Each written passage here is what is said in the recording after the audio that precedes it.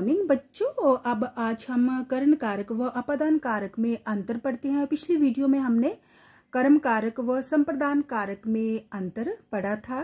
तो चलिए सबसे पहले हम विभक्ति चिन्ह, जिनको प्रसर्ग भी कहते हैं, इनके विषय में जानते हैं। कर्ता कारक का चिन्ह कर्ता ने कर्म को कर्ण से या के द्वारा, संप्रदान का विभक्ति चिन्ह को के लिए, अपादान कारक का विभक्ति चिन्ह से अलग होना, संबंध जैसे गंगा हिमालय से निकलती है, पेड़ से पत्ते गिरते हैं, अलग होते हैं। संबंध कारक का विभक्ति चिन्ह का, के, की, ना, ने, नी, रारे, री, और संबोधन कारक का विभक्ति चिन्ह हे, अरे। तो अब हम अंतर पढ़ते हैं। तो सबसे पहले हम परिभाषा पढ़ते हैं कि कर्ण कारक किसे करते हैं। कर्ता जिस साधन या माध्यम से क्रिया करता है, काम करता है, उसे कर्ण कारक कहते हैं। कर्ता का अर्थ काम करने वाला, अपने कार्य को, अपने काम को पूरा संपन्न करने के लिए किसी न किसी साधन का प्रयोग अवश्य करता है। कर्ता द्वारा क्रिया काम को पूरा करने के लिए जिस साधन की, कर्ता जो है अपने काम को पूरा करने के लिए जिस साधन की सहायता लेता है, उसे क्या कहते हैं? कर्ण कारक कहते हैं। कर्ण कारक का विभक्ति चिन्ह या प्रसर्ग क्या है? इसका चिन्ह से है। तो कर्ता जिस साधन या माध्यम से क्रिया करता है, काम करता है, उसे कर्ण कारक कहते हैं। इसके विभक्ति चिन्ह जो है से, विभक्ति चिन्ह को प्रसर्ग भी याद रखना, प्रसर्ग भी कहते हैं। इसके विभक्ति चिन्ह से के द्वारा है। जैसे बढ़ई ने लकड़ी से मेज बनाई, बढ़ई ने लकड़ी से मेज बनाई, तो यहाँ पे से आया है, लकड़ी से।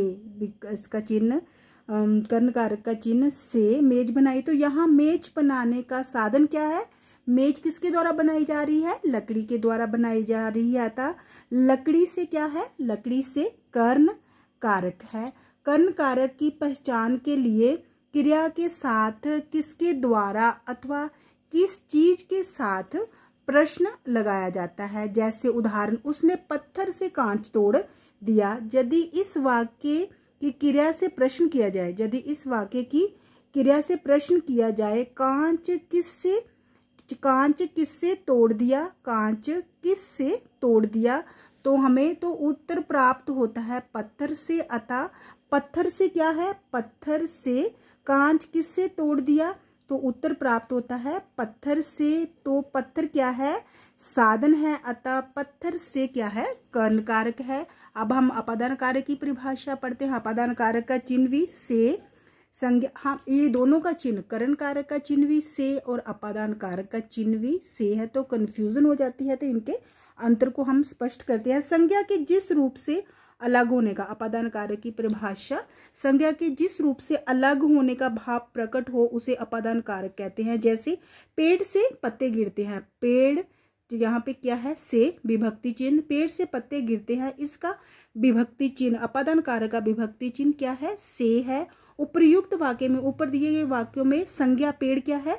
संज्ञा के रूप पेड़ क्या है? संज्ञा है। संज्ञा के रूप पेड़ से अन्य वस्तु, अन्य दूसरी वस्तु, पत्तों का अलग होने का भाव जो है हमें प्रकट हो रहा है, इसलिए पेड़ से अपादान कारक का उदाहरण है। यहाँ पे अलग होने का भाव आए, वहां पे अपादान कारक होता है। तो विशेष घृणा, तुलना, भय, द्वेष आदि भावों का बोध भी अपादान कारक से होता है। जैसे हम बुराई से घृणा करते हैं, तो यहाँ पे घृणा आ गया भाव।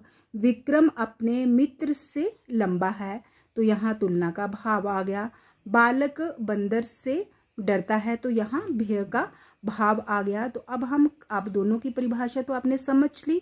तो अब हम कर्ण कारक व अपादान कारक में अंतर पढ़ते हैं। तो मैंने दो उदाहरणों के माध्यम से ये स्पष्ट किया है। कर्ण कारक और अपादान कारक में कारक चिन्ह के, कर्ण कारक और अपादान कारक में कारक चिन्ह के रूप में से प्रसर्ग का या कारक चिन्ह का प्रयोग होता है। फिर भी दोनों में अंतर है। फिर भी दोनों में क्या है? अंतर है। यहाँ क्रिया के साधन के अर्थ में, जहाँ क्रिया के साधन के अर्थ में से का प्रयोग, से कारक चिन्ह का प्रयोग होता है, वहाँ कर्ण कारक, और यहाँ पृथकता या अलग होने के अर्थ में से का प्रयोग होता है, वहाँ अपादान कारक होता है। तो हम उदाहरण लेते हैं। रमेश घोड़े से घर जाता है, तो ये किसका उदाहरण है? ये कर्ण कारक का उदाहरण है। रमेश घोड़े से गिरता है, तो ये रमेश घोड़े से गिरता है, ये अपादान कारक का उदाहरण है। पहले उदाहरण में घोड़ा घर जाने का साधन है, तो घोड़ा क्या है, घर जाने का साधन है। तो वही दूसरी उदाहरण में घोड़े से गिरता है, घोड़े से अलग होने का भाव प्रकट हो रहा है, तो ये अपादान कारक का उदाहरण है। कर्ण कारक और अपादान कारक में अंतर। अब दूसरी उदाहरण, अब दूसरे मैंने दो के माध्यम से दो उदाहरणें लेके इनको समझाने का प्रयास किया। दोनों कारकों में कारक चिन्ह या विभक्ति के रूप में से प्रसर्ग का प्रयोग होता है, फिर भी दोनों में अंतर है। ये अंतर से प्रसर्ग के अर्थ पर आधारित है, ये अंतर से प्रसर्ग के अर्थ पर आधारित है। जहाँ क्रिया के साधन के अर्थ में से का कि क्रिया के साधन के किसके माध्यम से क्रिया की जा रही है, यहाँ क्रिया के साधन के अर्थ में से का प्रयोग होता है, वहाँ कर्ण कारक। और यहाँ पृथकता या पृथक अलग होने के अर्थ में से का प्रयोग होता है, वहाँ अपादान कारक होता है। तो मोहन कलम से लिखता है, तो कलम क्या है, क्रिया करने का साधन है, तो मोहन कलम क्या है, साधन है। तो ये किसका उदाहरण है, आपने कर्ण कारक का उदाहरण है। रमेश गिलास से पानी पीता है, तो गिलास क्या है, ये भी माध्यम है। पानी किसके माध्यम से पी रहा है, गिलास के माध्यम से पानी पीता है, तो ये भी कर्ण कारक का उदाहरण है। अब दूसरे हम अपादान कारक के उदाहरण लेते हैं। पवन घोड़े से गिर पड़ा, क्योंकि अपादान कारक का अर्थ है अलग होना, तो पवन घोड़े से गिर पड़ा, अलग हो गया है, तो घोड़े से, ये अपादान कारक का उदाहरण है। सुनील बाजार से आ चुका है, तो ये भी किसका उदाहरण है, अपादान कारक का उदाहरण है। इन वाक्यों में पहले और दूसरे में लिखने और पीने की क्रिया काम क्रमशः कलम और गिलास की सहायता से, लिखने और पीने का जो क्रिया हो रही है वह कलम और गिलास की सहायता से हो रही है। लिखने और पीने की क्रिया के साधन क्या है, लिखने और पीने की क्रिया के साधन कौन कौन से है, कलम और गिलास है। इसलिए पहले दो वाक्यों में से प्रसर्ग का प्रयोग जो है साधन के अर्थ में होने के कारण कलम से और गिलास से, ये दोनों किसके उदाहरण है, कर्ण कारक के उदाहरण है। तो आपको अच्छी तरह से समझ आ गया होगा कि क्रिया के साधन क्या है, कलम और गिलास है। इसलिए पहले दो वाक्यों में से प्रसर्ग का प्रयोग साधन के अर्थ में होने के कारण कलम से और गिलास से, ये दोनों कर्ण कारक के उदाहरण है। किंतु तीसरे और चौथे वाक्यों में से प्रसर्ग द्वारा लोकेश और सुनील पवन और सुनील के घोड़े और बाजार से, लोकेश नहीं आना यहाँ पे, पवन और सुनील के घोड़े और बाजार से अलग होने का भाव प्रकट हो गया है कि वो घोड़े से गिर पड़ा, सुनील बाजार से आ चुका है कि बाजार से अलग हो गया है, कि वापिस आ गया है।